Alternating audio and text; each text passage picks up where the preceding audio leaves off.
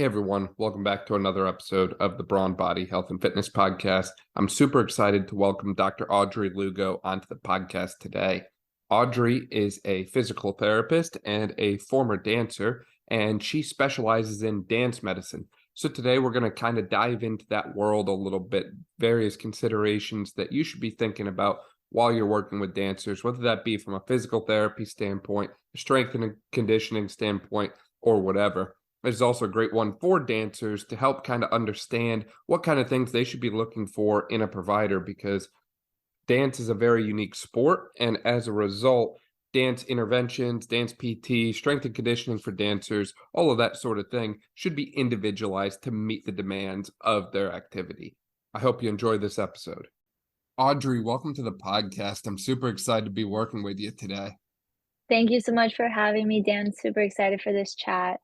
So for people who might not be familiar with you or Old Bull Athletics, would you mind kind of filling them in a little bit about who you are and all the amazing things that you've been doing? Yeah, absolutely. So I'm Dr. Audrey Lugo. I'm a physical therapist and a strength performance coach, and I do work at Old Bull Athletics in Miami, Florida.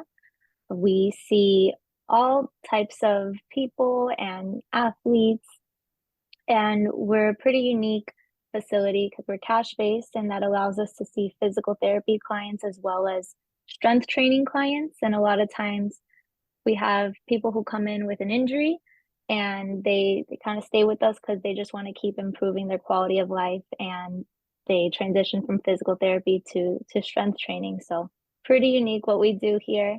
And I specialize in dance medicine. I work with dancers. I also work with gymnasts and cheerleaders, but my main passion comes from me being a dancer my whole life. And that is actually what led me to physical therapy, to wanting to pursue physical therapy as a career. Fill me in on that backstory for your own dance career a little bit if you can, Audrey. What kind of disciplines of dance were you doing when you were growing up? And, you said that dance led you into physical therapy. So is it safe to assume that at some point you were injured and had a really cool physical therapist or something? Yeah, absolutely. So I danced my entire life, like ever since I was 3 years old, I was in dance, and I was really set on that being what I wanted to do. I wanted to be a professional dancer. Like that was the goal. Um, I I was always very healthy, very strong. I danced a lot. As I got older, dance got more serious for me, and I started taking it to a pre-professional level. Um, but I still was going to school, trying to be like just like any other high schooler, like going to school, being involved, but then also wanting to pursue dance. So life was very much wake up at 6 a.m., go to school all day, leave school immediately, go straight to dance. Dance was a little far away, be at dance until 9, 10 o'clock p.m., go home to shower, eat, start homework, and then do it all again the next day. Um, and, at 14, 15 years old, trying to do that every single day, it gets to a point where something has to give. And for me, I just found myself getting these chronic injuries because I wasn't giving my body the proper rest. And I was just very go, go, go. And it was a lot of rehearsal without proper conditioning. So that's where I got to a point where I had to stop dancing. I went to physical therapy. I had some physical therapists that knew about dance, and I had some physical therapists that didn't know about dance. And when I would encounter physical therapists that were dancers themselves that had similar stories to mine, that's what inspired me that, okay, like I could actually change this narrative around and I could do this for dancers. It was a really tough point in my life though, because I thought I was gonna do dance as a career. That's what my passion was. But through my experience, I found a new passion for wanting to help people with the hope that I could be that person that could not only help someone when they're injured, but be able to provide injury prevention as well. Like I mentioned, I was just dance, dance, dance, not really conditioning or understanding like, how could I improve my body mechanics when dancing and strengthening the appropriate muscles that dance educators just aren't aware about, and it's nothing against dance educators and dance teachers. They just don't have the same knowledge as someone who understands the whole human body. So it was that experience for me that shifted my whole perspective on what I wanted to do with dance. And what I ended up wanting to do was become a physical therapist that specializes in dance, and just be able to give back to the dance community in that way. Yeah, definitely. That's awesome. And, as you were mentioning through your own story and experience there, dance is certainly a very unique sport, and there's so many different disciplines within the world of dance. The demands of something like ballet are going to be a little bit different than the demands of something like a tap dance or a lyrical or a hip hop or any of these other disciplines. And 100%. unfortunately, there's a lot of providers out there who work with dancers but don't quite understand the different disciplines. Or worse yet, they look at someone and they say, oh, well, you're a dancer. Here's all of the exercises that I give to my dancers, and they're all the same. Right. I treat everyone the Right. same because, at the end of the day, I'm sure just a few bar workouts and you'll be fine. So for people who, maybe they don't understand the different disciplines of dance and some of the different, considerations or needs that the sport have, the different disciplines of the sport has. Would you mind kind of filling them in a little bit briefly on the different needs of some of the more common types of dance, I would say? Yeah. Ballet is very popular. I believe it's very popular. I would have to And agree with you. yeah, and I just think it's one of the sports. I always will call dance a sport. I'm so glad that you do too. But sometimes, people look at ballerinas and they don't see ballerinas as athletes. And what it takes to be able to sustain these positions, with it's called like turned out with that extreme external rotation at the hips, and with that 10 to 20% of external rotation also coming from your knees and your ankles. That is not, like day-to-day life, you're not walking around like that. Like, you're not standing like that. So a ballerina like that, an athlete that participates in ballet, the the therapy and the strengthening that's going to go in to making sure that this athlete can endure their ballet trainings, their shows, everything, it's going to be different than someone who's a contemporary dancer, lyrical, jazz, hip hop, tap, breakdancing, etc. It's just going to be different because there's different demands. There's a lot of sustained postures and positions in ballet, and in keeping that turnout. That's such a huge part of ballet, is having that specific technique, that specific form. Um, so that's completely different than a dancer that is more lyrical or contemporary, that you can't have that flow of movement. The foot doesn't have to be perfectly turned out all the time. That, it's going to be different movement styles. So it just depends on the genre.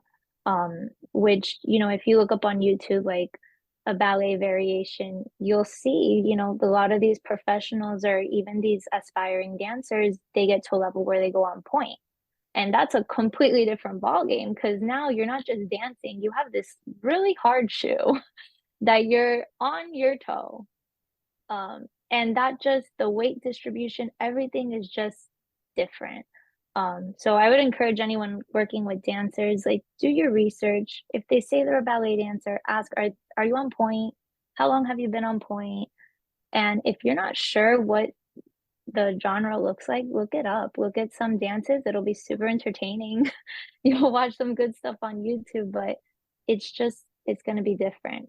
Not to mention, I would say that you should probably reach out to their dance coaches or instructors as well, because if you get the athlete, your PT or strength coach, and your dance coach all sitting down together, I'm sure you could probably figure out what they have to do. And, I love how you brought up the importance of the turnout position and the extreme external rotation that needs to be achieved. I would go out on a limb and say most ballet dancers that I've seen, at least in my experience, display quite a significant level of laxity and hypermobility in order to achieve a variety of the positions that they need to achieve and do the things that they need to do. And I look at a lot of people who work with hypermobile athletes, and they do, again, we talked about earlier, the same things that they would do with everyone else. A lot of hypermobile athletes probably aren't going to need stretching, for example, because they likely have enough mobility as it is already. So, kind of like you mentioned, taking the what you do with the athlete, in this case, to match the why you're doing it. And if they're coming to you as a PT with probably some sort of pain or injury, then the last thing on my mind is taking something that's already hypermobile and increasing it to a more hypermobile level, Right. when it's already probably got enough movement as it is. I also love how you brought up the point of going on point, for lack of a better way to put it. That's certainly one of the most unique demands of a sport I think I've ever seen. Yeah. And I'm not even sure how you all do it. Because plain and simple, like, I've messed around before once or twice, shoes off, trying to just get up that high on my toes, You and I can't did. even do it. So it just boggles my mind that you can get all the way up to that point and then make it look so effortless and move around almost in like a artistic flow, for lack of a better way to put it. Like, I don't even know how that's possible, to tell you the truth, Yeah. actually. I think that's one of, if not the most unique thing about dance, specifically ballet, because we're talking about ballet right now, is that so much goes into it, but when you see it on stage, it just looks so effortless and graceful. And the amount of athleticism that has to be, the level of athleticism you have to be able to execute that in such a way that it doesn't even look like you're trying. It's very impressive. And I mean, I say it as an outsider, but also as someone who was that ballerina on point. Like, these dancers, they're not comfy on their toes, it's not comfy up there. Um, so it's a lot of athleticism, a lot of strength, but it's not just the athleticism and strength, it's also the show that they put on. Right, right. You mentioned strength. From a strength standpoint, are there any common deficits that you tend to see exhibited in the dance population? I know you get to kind of wear the strength coach hat and the PT hat simultaneously. So are there any kind of common deficits or common things you see, athletes lacking in? Yeah, I mean, I'm gonna start by just giving the typical physical therapy answer. It depends. Of course. Right. It depends on the level of the dancer. I've seen a lot of young dancers, teenagers right now that their bodies are changing a lot. So right now, what I'm seeing a lot is just finding those external rotators. That's something that they're trying to achieve turnout from the laxity in their hips or from other ways, or getting a little bit of lordosis in their back, not really engaging the core. Like, that's how they're getting the turnout. And long term, that's not what's going to sustain them as a dancer or as a ballerina. So I'm seeing a lot of like finding the glutes, finding the external rotators, and also, one of the assessments I give dancers before making sure that they're ready for point, the point readiness assessment, involves single leg calf strength, which, seeing ballet, I mean, I'm sure you can tell there's a lot of calf raises that go on. These are called releves. For those of you listening who don't know, releve is basically a calf raise, but it's part of so many movements in ballet. So I do give that as an assessment, and I look at the body mechanics of the ankle and the foot and the big toe and where the alignment is. And sometimes these dancers that they're dancing a lot, they look great, but they can't do 20 single leg calf raises with proper form and proper alignment. And then that's where I'm like, we need to work on this calf strength, because how are you going to get up repetitively on point, which is you're getting your maximal plantar flexion, if you don't have this endurance in your calf and the strength? So really depends. Those two are probably the ones I'm seeing a lot right now. And then core is always a thing. I feel like proper, not just crunches, right? You want to make sure you're really getting to the deep core, transverse abdominis, and educating dancers on that. It's not just doing 100 crunches a day that is going to help you strengthen your core. Yeah, no, I completely agree with you there. And I think you hit so many amazing points there, Audrey, is, ultimately all athletes, but dancers especially when they're young and learning the sport, they are really masters at compensating. And as a Mm, result, you see them develop these ways to produce movement quantity, but the quality sometimes goes out the wayside. And I love that you brought up the importance of the core and the lordosis compensations because in the past, I tend to see quite a few dancers who present with lower back pain as the main reason they're coming to PT in the first place. And, same thing there. It's like, okay, now we have to somehow teach you how to brace your core and actually get some good abdominal activation, reversal of lordosis, and that sort of thing. Assuming that's what's causing the pain to kind of help reverse that process there, because I'd imagine some of those compensations, like increased lordosis, can actually be beneficial to a dancer. Not all movement compensations are a bad thing, I would say, correct. to match the demands of the sport. And that's the other piece of this is understanding which compensations are actually advantageous to a sport like dance as opposed to ones that might hinder performance and lead to increased pain and discomfort. 100%. That's actually something I talk to a lot about with my dancers, specifically again, the young dancers. I'm seeing a lot of them right now where they're coming in and they have some aches and pains, but they're also strength training and they just want to improve and get better. And I mean, they hear all there's so much information out there, right? And then they kind of come to me and they're like, what's right? What's wrong? What's right? So specifically, I mean, the first thing that comes to mind is when I have a ballerina do an arabesque and they're worried about arching their back so much or getting into their back so much. Achieving that level of hip extension, you get to the point where you do have to have a little bit of that lordosis to be able to get your leg higher. You just can't avoid it. So it's also just being able to educate on when it's okay and when you should avoid it.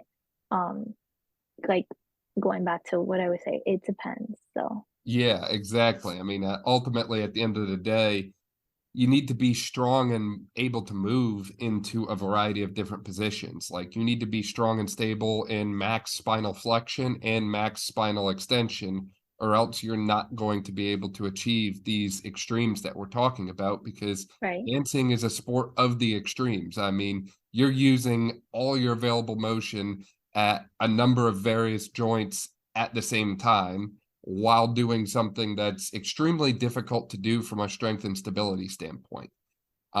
Taking that a step further, we mentioned, the concept of pain, and we're talking a little bit now on strength and range of motion and all these technical physical therapy terms. Why is it that most people come to see you for dance physical therapy in the first place? Is it because of pain or is it because of an injury? And if it is an injury, what kind of injuries are you typically seeing? Do you see more like knee injury or more foot and ankle, or what kind of stuff does Audrey see on the day to day? Yeah. I see a wide variety. So the majority being lower extremity injuries, as you can imagine, dancing, like your body is your instrument. So a lot of it is foot, ankle, some knees, a lot of hips, lower back. We could just name every part of the body. Um, but also I have people that maybe they have an injury that was not related to dance, but they happen to be dancers and they want to work with someone who can understand their desire to go back to dance from that emotional standpoint and also just making sure, me as a provider, I understand like, oh, you're a dancer and yeah, we're rehabbing your shoulder right now. And dance is not, you're not necessarily walking on your hands and dance, but your arm goes up and you have to throw an arm out to tie it into the music or depending what it is. So it's not just what, oh, well, dance is all legs. Like, no, you also need your upper body too. So sometimes I have people that they find me and they just want to work with someone who understands dance because they're dancers. And other times I have dancers that are seeking a physical therapist that specializes in dance because they have a specific injury that occurred as a result of dance. And in that case, we start from the very beginning too, beyond just the injury. Like I always look at alignment, proper body mechanics, and we kind of diagnose and figure out why did this happen in the first place. A lot of times it's improper body mechanics, um, improper conditioning, and we get to the root cause. We treat the injury, but then after the dancer's out of pain, we transition into more of a strength, dance specific strengthening conditioning for the dancers, and then we just go from there. Yeah, and I would imagine that gives you the best outcome when you're able to kind of take a step back and look at everything because, you mentioned one of those other catch-all terms of root cause. I'm willing to bet, though, when you get to the bottom of these cases, Audrey, there's not like a one thing that plays into this. No, I would never. imagine there's probably like 50 million different things.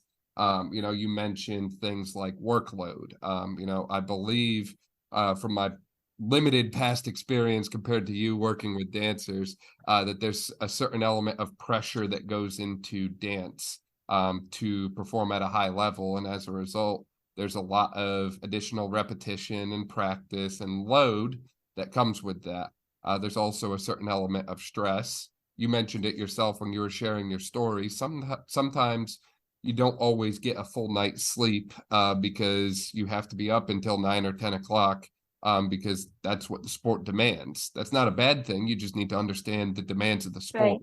Right. Taking it a step further, I know when we worked with Ariana Camille in the past, she talked a lot about the body image and eating side that goes into some of the different disciplines of dance as well, which can also feed into injuries. Yeah, 100%. I think everyone's heard that term food is fuel before, and ultimately, if you're not putting enough of it in, then you're going to have compensations and things are going to bend a little more and eventually break, unfortunately.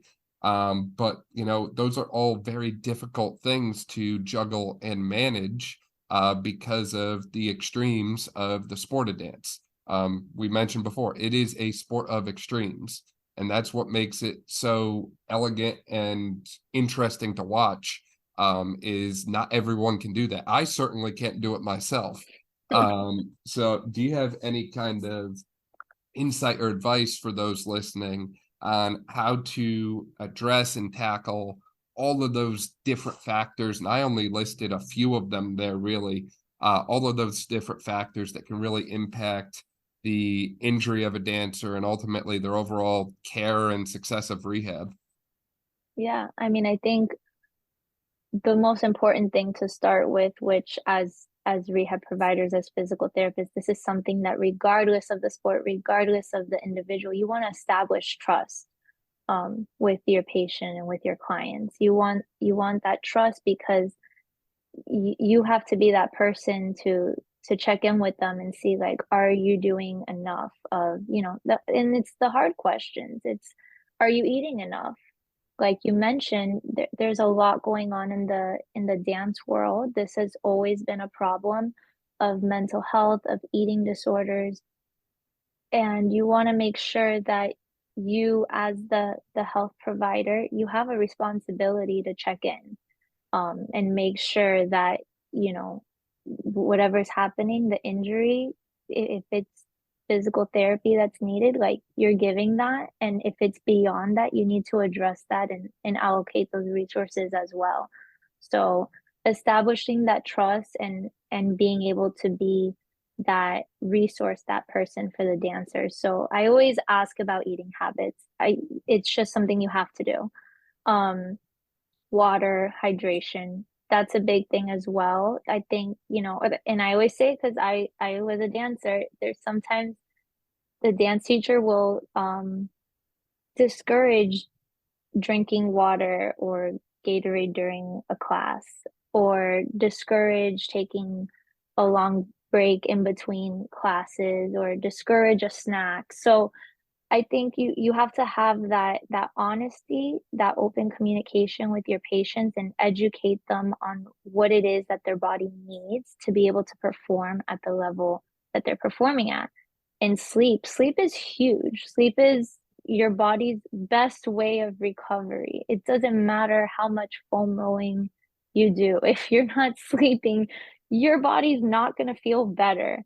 Um, that's something that looking back on my own journey, I was getting very burnt out as a teenager, and I was sleeping 4 hours a night. That's not sustainable. So it's something that I always really try to push on my dancers is make sure you're sleeping enough. And if you're not, figure out why, figure out what you need to cut out. um, and if you still want to try to do all the things, like that's fine, but time management is huge. So it's not just the injury in front of you. It's a whole person, it's their whole life. And you want to make sure that you're having that open communication, you're checking in, because all those factors could be influencing their prognosis and influencing their plan of care.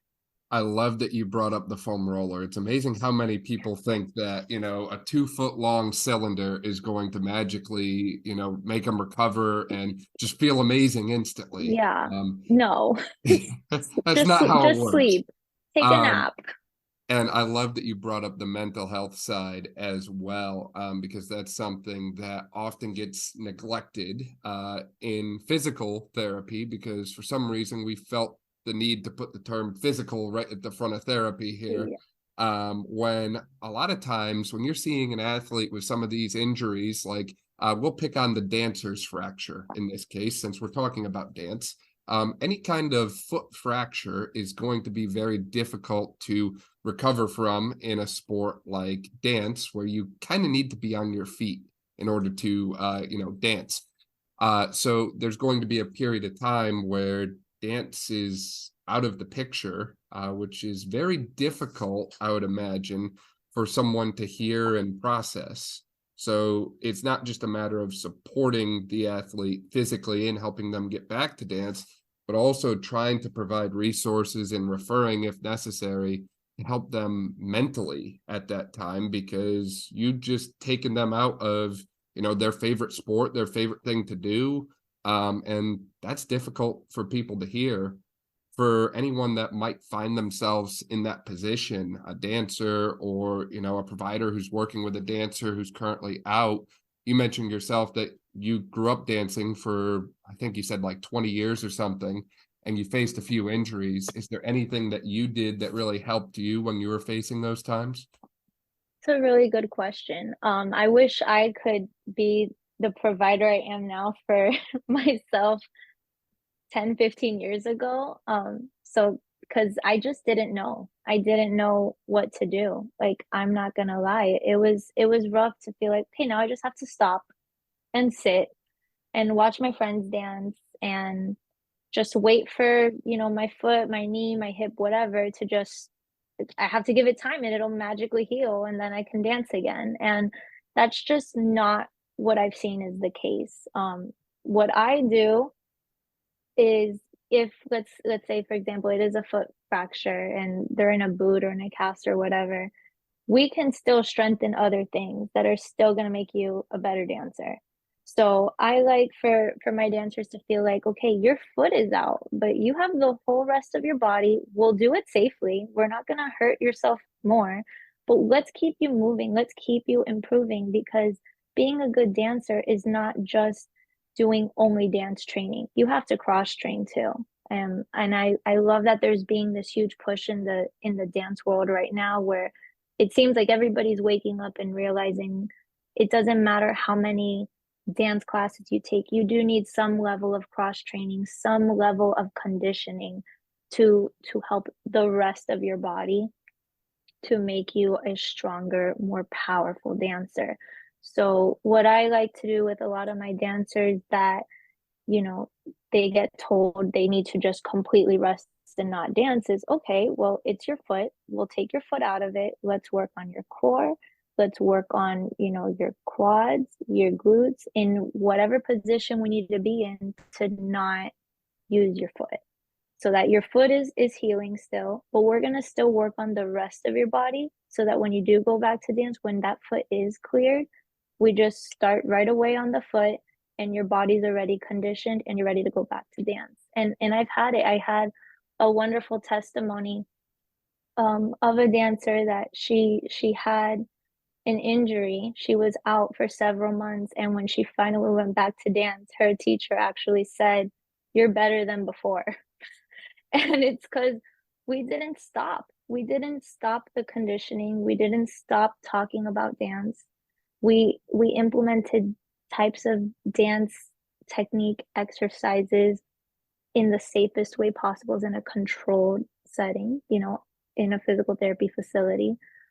So that when she was cleared and when she was ready to go back to dance, she could go back to it safely and she didn't have to go back several levels when getting back to dance. So I think that showing dancers what they can do while they're out, while they're resting, is just as much beneficial for them physically as it is mentally.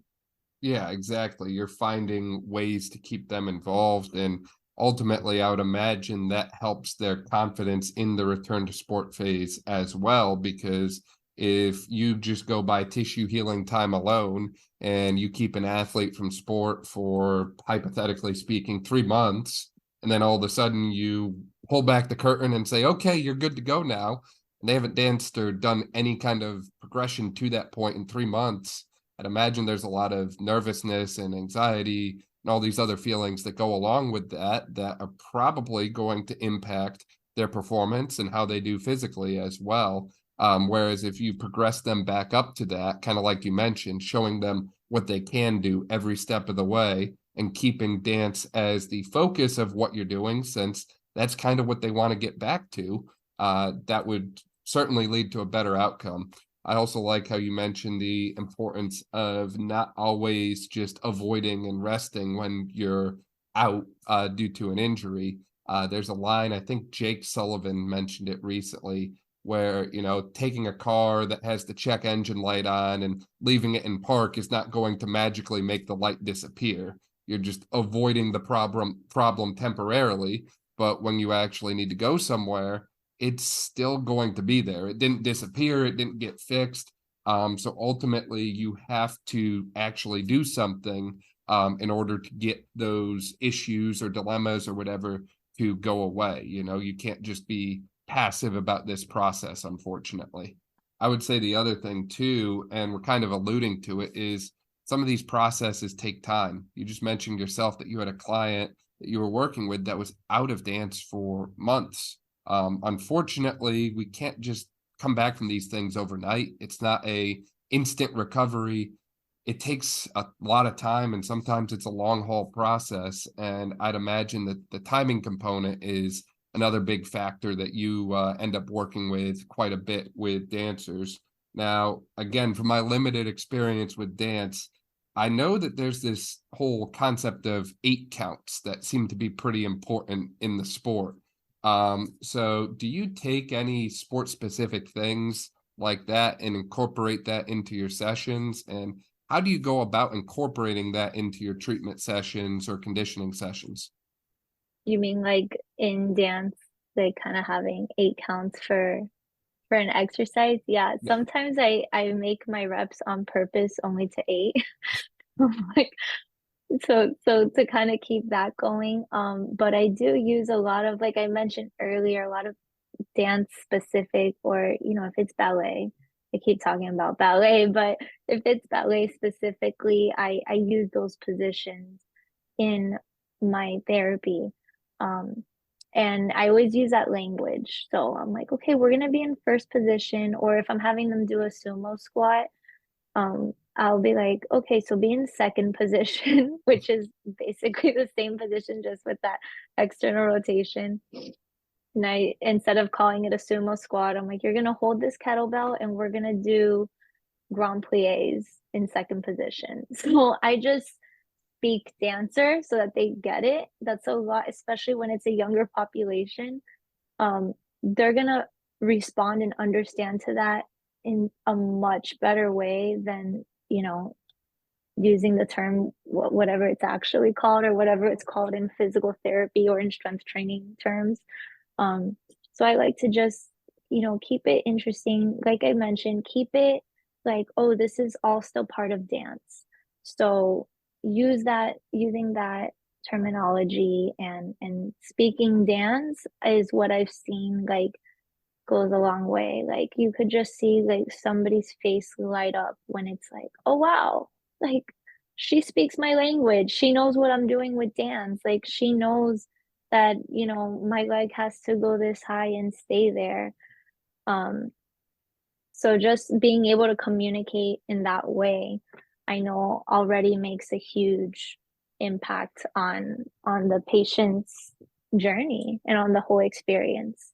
Yeah, no, I completely agree. And, we see that in other sports all the time. But, I found that there's certainly a bit of a mismatch when it comes to understanding vocabulary around a sport like dance and what goes through the heads of someone such as myself here. There's certainly a lot of terms that I don't really know in the dance world. So, in addition to the ones you already mentioned, are there any other common terms that you use a lot when you're rehabbing a dancer, or what kind of terminology do you feel it's essential for a PT or strength coach working with a dancer to know? That's a really good question. So going back to like the calf raises I mentioned, the heel raises, Yep. um, when I'm looking at the alignment, I want to make sure that they are really using that flexor hallucis to get on their their releve, to get on that full plantar flexion. If not, the ankle is going to go more laterally, and that in ballet is gross. Called sickling, like you're sickling your foot, and in ballet you never want to see that. Like that's a form of like improper technique. Um, and it looks like an immature dancer that doesn't know how to adequately point their foot or get on releve. And it's really dangerous if your ankle goes laterally when you go on point. That's a an ankle sprain like waiting to happen. Um, so when I do see that, I always will be like, don't sickle your foot. Um, so if you are, treating a dancer and your dancer doesn't think you know dance and you see them doing that and you tell them, hey, don't sickle your foot, they'll be like, what's what sickling is? So that's something I tend to say. But also instead of saying like externally rotate, I just say turn out. That's a big thing. And I'm trying to think about anything else. Any Yeah, cues you core is like for big. the back or the core? Any cues you like there? Yeah, core is hard to cue. Because you don't want them to suck in their stomach. And a lot of times that's what they do in class.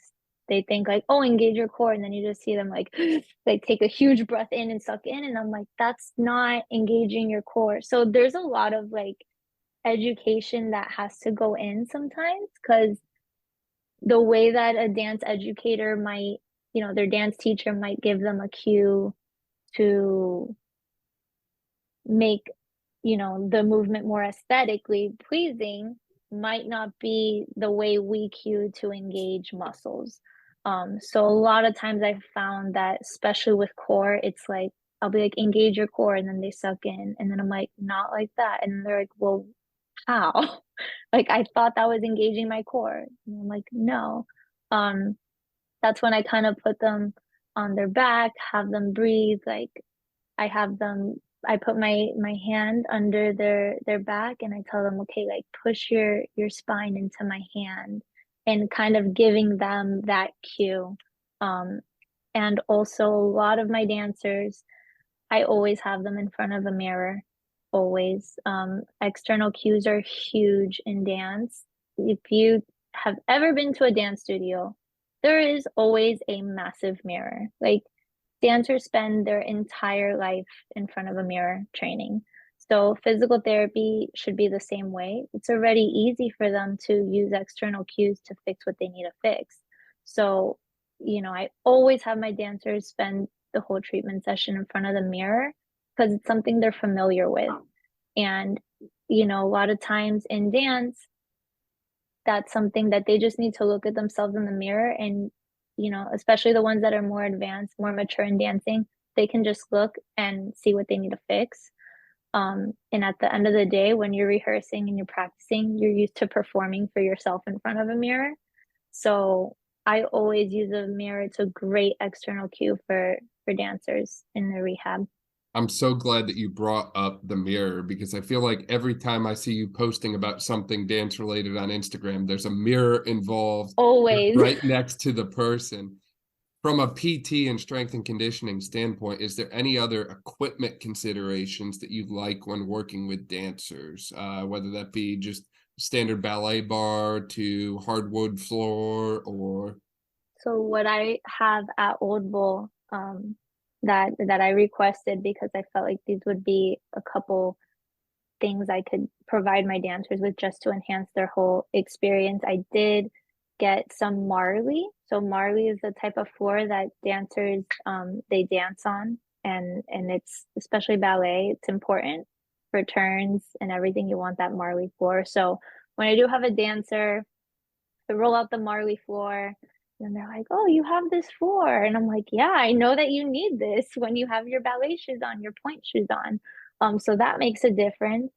And I do have a ballet bar. I think it's really important. Like, I like to go over what they're doing in dance because that's how, correcting it and actually just seeing what it is that they do, and how they do it.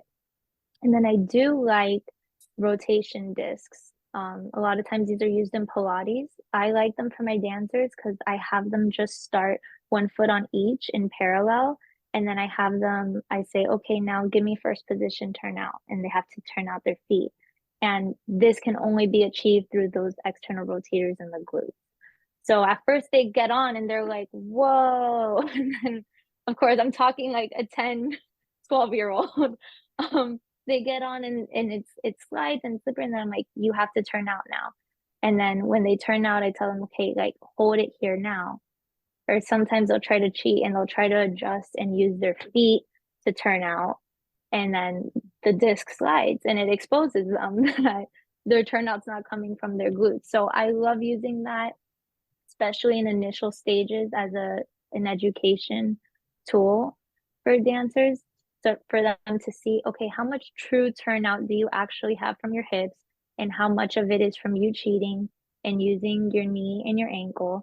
And if you're using the majority from your knee and your ankle, that's going to predispose you to injury because your knee and your ankle were not meant to externally rotate like that.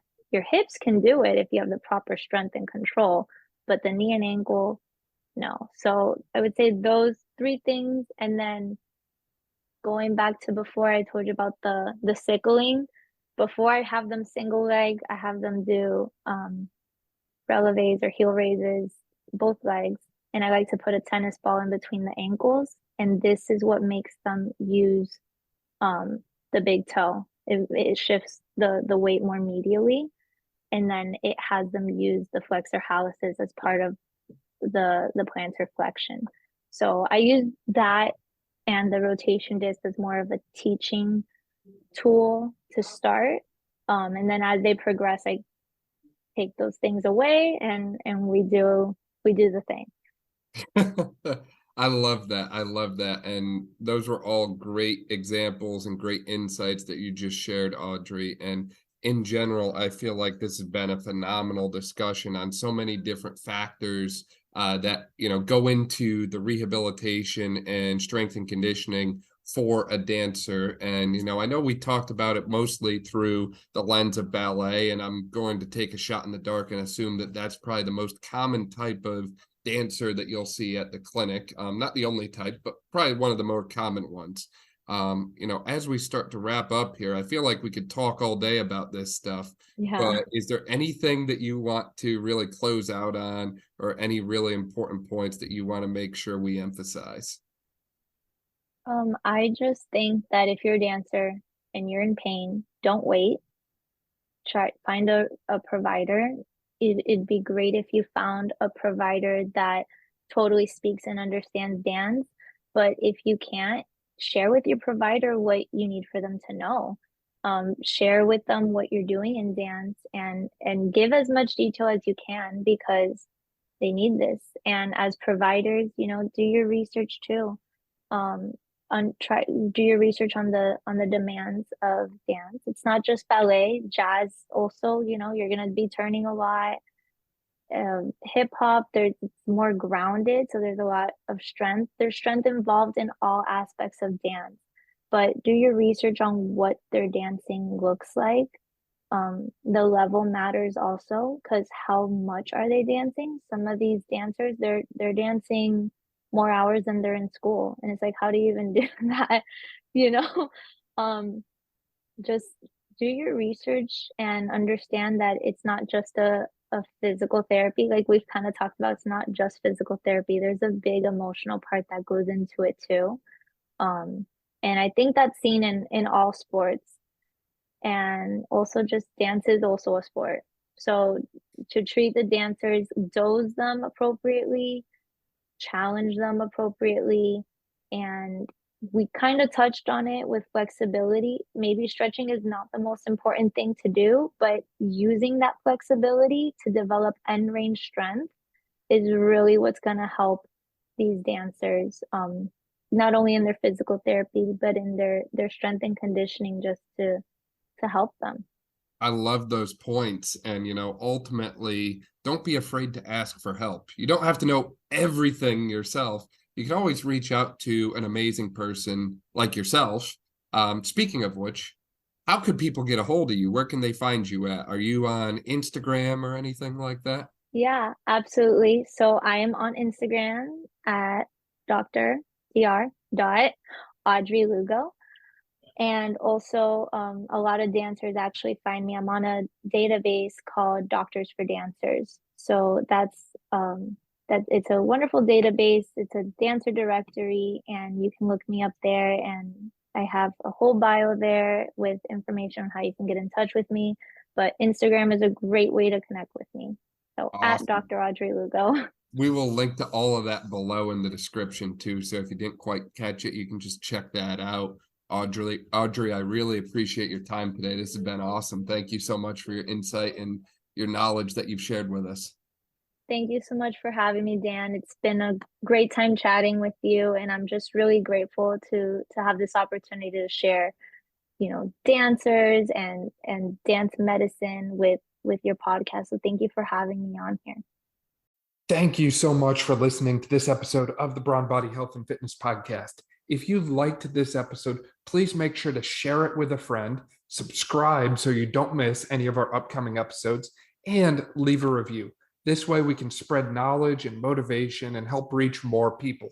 Thank you again for listening, and I'll see you next time.